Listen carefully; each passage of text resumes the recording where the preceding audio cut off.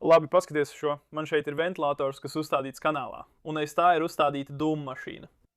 Un ko es varu izdarīt? Es varu pūst gaisu caur ventilatoru, un mums vajadzētu iegūt dūmu strūklu, kas iznāk no šīs sprauslas. Cik ēd? Es jums to ātri nodemonstrēšu. Man vajadzētu spēt nedaudz novirzīt gaisu ar šo putuplasta gabalu. Tātad sāksim to griezt.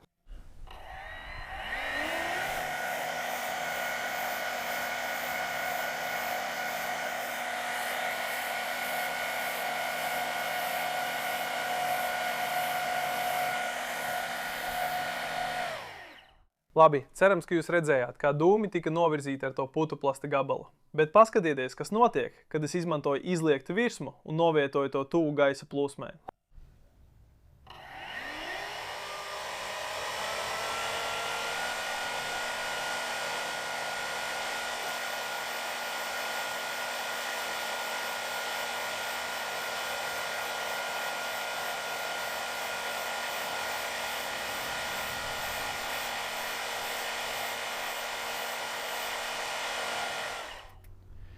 Jums vajadzētu skaidri redzēt, kā gaisa tiek vilkts lejup gar izliekumu ārpusi.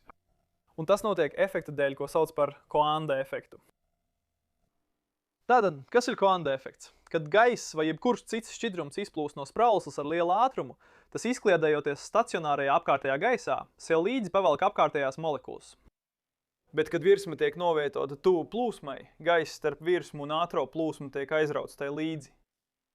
Tas rada zemes spiediena zonu starp ātri kustīgo gaisu un virsmu, un apkārtējais atmosfēras gaiss virs tā spiež uz leju uz plūsmu, piesaistot to izliektajai virsmai. Tātad jūs varētu domāt, kā es izmantošu šo Coanda efektu, lai radītu vilkmi un paceltu dronu no zemes. Nu, ja jūs Googlē meklēsiet Coanda efekta dronu, jūs redzēsiet daudz rezultātu, kas izskatās kā lidojošie šķīvīši. Un sākumā šķiet, ka centrā ir propellers, kas pūš gaisu tieši uz leju, lai radītu pacēlumu. Bet patiesībā šo lidojošo šķīvīšu tipa drona centrā nav caurumu. Tā vietā gaisa plūsma no propellera plūst pa kupola ārpusi un seko līgnes ārpusē, Coanda efekta dēļ. Šīs lietas ir diezgan foršas, bet es īsti neredzu lielu jēgu likt bļodas formas kupolu zem propellera. Jūs tikpat labi varat ļaut gaisam no propellera plūst tieši uz leju. Tātad propellera vietā es gribu izmantot lāpstiņa riteni, kas būtībā pūtīs gaisu tieši horizontāli uz āru diskā un izmantos Coanda efektu, lai gaiss sekotu kupola izliekuma ārpusē. Tātad izdrukāsim dažus lāpstiņa riteņus ar 3D printeri. Tā kā man nav ne jausmas, kāds lāpstiņa ritenis būtu vispiemērotākais propellera aizvietošanai, es izdrukāju daudz dažādu veidu, lai tos pārbaudītu. Daži nespēja izturēt motora apgriezienus. Un daži motoram bija par grūtu. Es beidzot izvēlējos šo dizainu, jo tas pēc straujas patēriņa bija salīdzinoši tuvs drona propellerim. Nākamais solis ir izveidot izliektu kupolu, kas tiks piestiprināts zem lāpstiņa ritēja, lai novirzītu gaisu uz leju un radītu pacēlumu. Tagad es drukāšu kupolu ar 3D printeri, jo šobrīd tas man ir ātrākais un lētākais risinājums. Lai 3D izdruka būtu pēc iespējas vieglāka, tai jābūt dobai. Taču to ir gandrīz neiespējami izdrukāt ar parastu FDM 3D printeri, jo centrā ir milzīgs pārkare. Un pat ar atbalstu materiālu būs ļoti grūti izdrukāt tik plānu slāni. Tāpēc es šo testa kupolu izdrukāju divās daļās. Tas sver 83 gramus, turklāt slāņu līnijas ir perpendikulāras gaisa plūsmai. Tas nebija ideāli. Tāpēc mans nākamais plāns bija sagriezt kupolu šķēlēs, kā kūku. Tādā veidā es varētu izdrukāt kupolu ar 3D printeri 8 daļās un piestiprināt tās pie centra mezgla. Tas ietaupīja diezgan daudz svara, un es neesmu pārliecināts, vai izmantojot 3D drukāšanas tehniku, to var padarīt vēl vieglāku. Nākamais solis bija piestiprināt motoru un lāpstiņa riteni pie kupola un pārbaudīt, vai gaiss tiešām tiek novirzīts uz leju, Coanda efekta dēļ.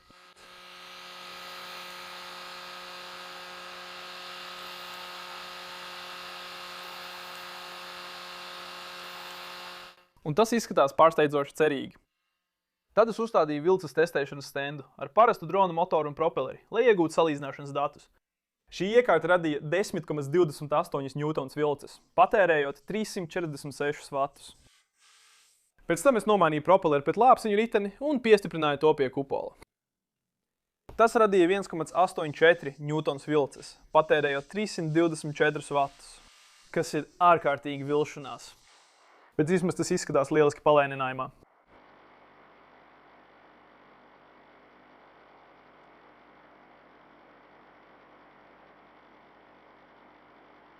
Tātad, turpināsim būvniecību. Atkārtot kupola konstrukciju vēl 3 reizes nebija īpaši patīkami, ņemot vērā visas CA līmes tvaikus. Bet vismaz es neizvēlējos izmantot vieglus ogļu šķiedras caurules rokām, kas prasītu briešanu un radītu ogļu šķiedras putekļus. Turklāt es izmantoju motors no strādājoša drona, lai uzbūvētu šo ierīci. Kad rokas bija piestiprinātas pie kupoliem un izkārtotas kā kvadrokoptera forma, kādai tai bija jābūt. Tas izskatījās pēc ķīniešu laternu formācijas, vai arī pēc dažām salātu bļodām. Kad elektronika bija uzstādīta un motori pielodēti, bija pienācis laiks uzlikt impulsātors un pārbaudīt, vai šī lieta lidos. Labi, sākam. Pirmais tests Coanda efekta dronam.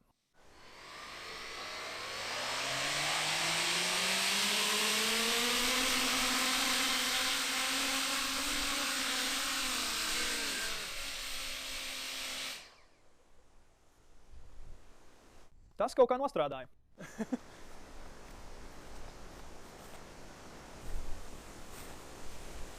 Tam vajag pilnu jaudu, lai paceltos no zemes, tāpēc es mazliet uztraucos, ka motori varētu pārkarst.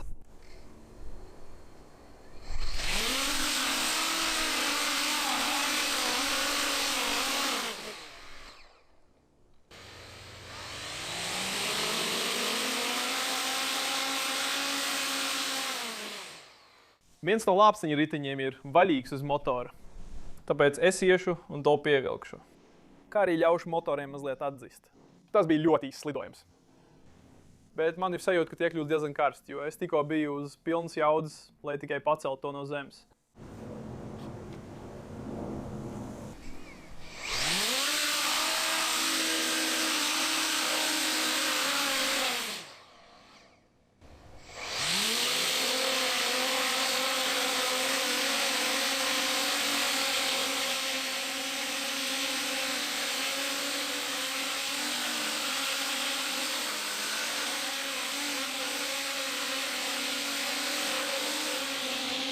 Tātad drons lido, bet tas nav lieliski.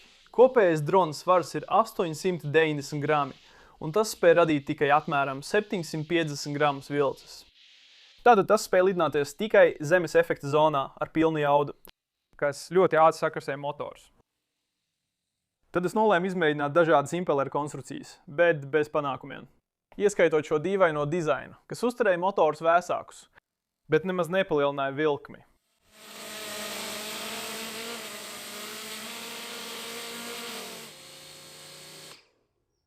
Tad es mēģināju samazināt svaru lidojot ar akumulātoru uz pagarinātāja vada.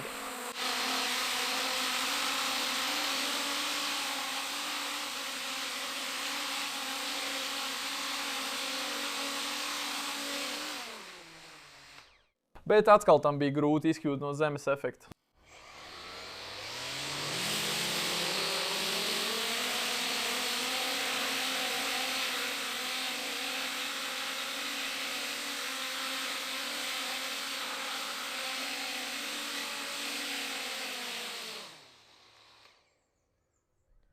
Tāpēc es domāju, ka šie pāris izmēģinājumi lidojumi izdevās diezgan labi.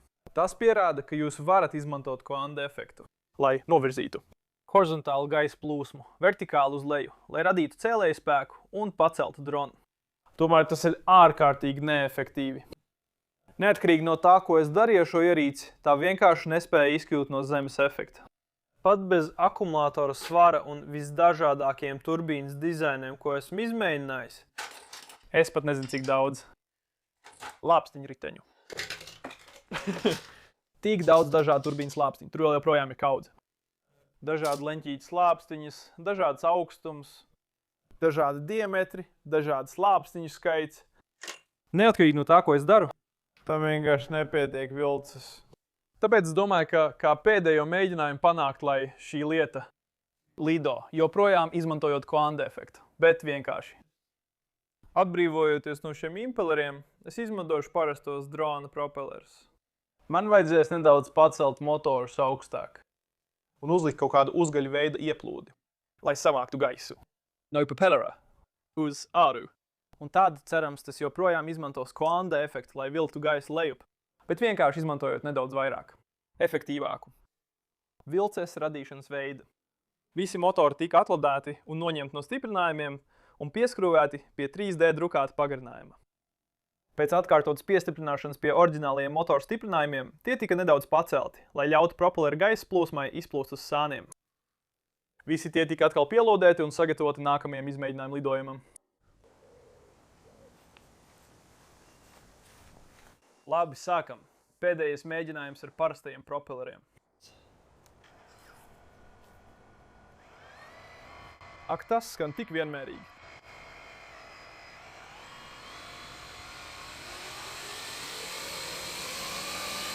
Ak, tas ir daudz vieglāk vadām.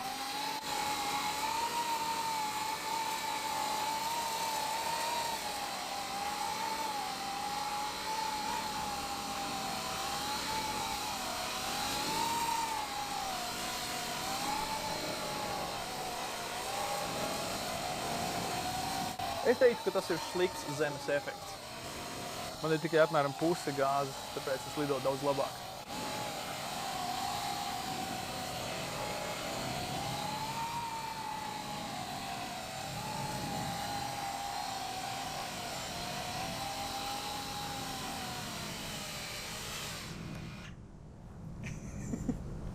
Tātad tas joprojām izmanto Coanda efektu, bet lido daudz labāk. Tas paceļās ar apmēram pusi gāzes. Ka es esmu tik priecīgs. Es esmu priecīgs, bet arī neapmierināts, ka mani impulsori nestrādā īpaši labi.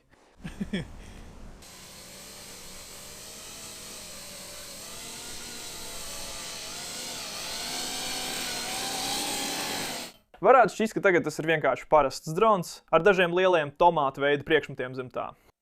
Bet patiesībā tas rada pacēlumu, pateicoties Coanda efektam.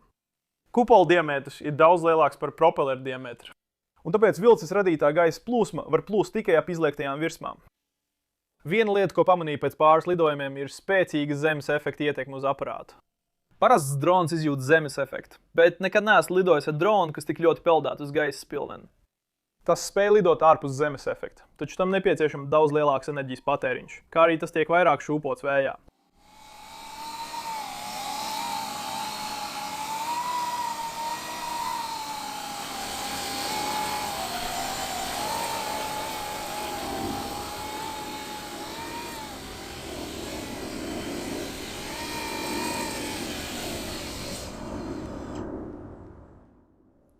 Veicot pētījumus šim projektam, kaut kur izlasīju, ka izmantojot Coanda efektu, lai novirzītu drona gaisa plūsmu uz leju, lai radītu pacēlumu, patiesībā palielina drona efektivitāti.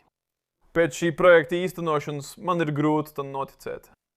Tomēr teorija ir tāda, ka ātri kustīgais gaiss virs kupola ir ar zemāku spiedienu nekā gaisa plūsma vai nekustīgais gaiss zem kupola.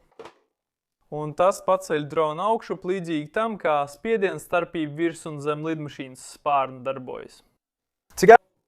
Tas varētu būt iespējams, ja jums būtu ļoti efektīva piedziņas sistēma, piemēram, ļoti efektīvi izstrādāta. Dobrāts! Un arī iespējams dažādi izmēri kupoli.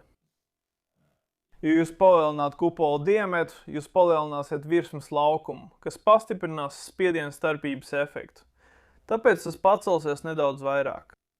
Tāpat es pieņemu, ka jums būtu jāslīdzina tas ar dronu ar līdzīgu svaru, lai kupola svars būtu nenozīmīgs, jo, ja es noņemtu šos kupolus, drons būtu daudz vieglāks.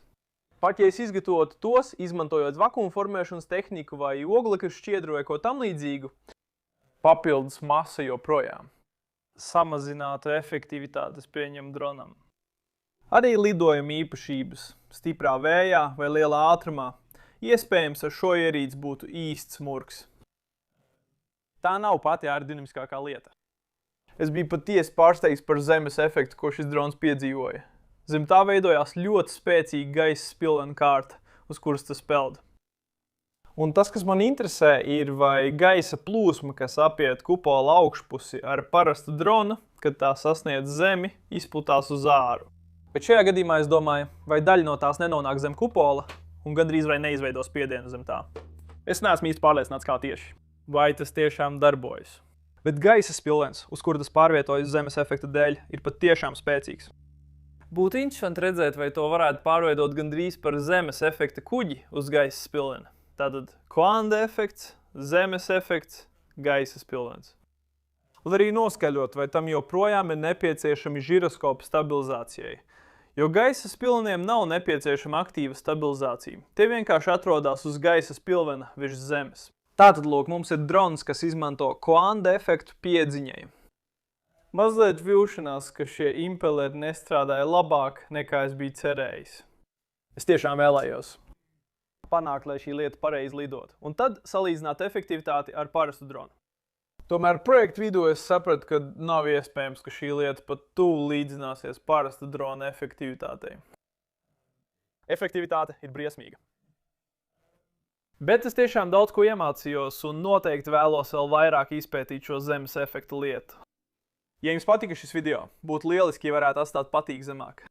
Ja esat jauns manā kanālā un vēlaties redzēt citas trakus drona projektus, tad spiediet abonēt zemāk. Es vēlos pateikties saviem Patreon atbalstītājiem par atbalstu vietnē patreon.com. Jūs, puiši, padarāt šos projektus iespējamos. Tāpēc liels paldies par jūsu atbalstu un tiekamies nākamajā projektā. Uz redzēšanos!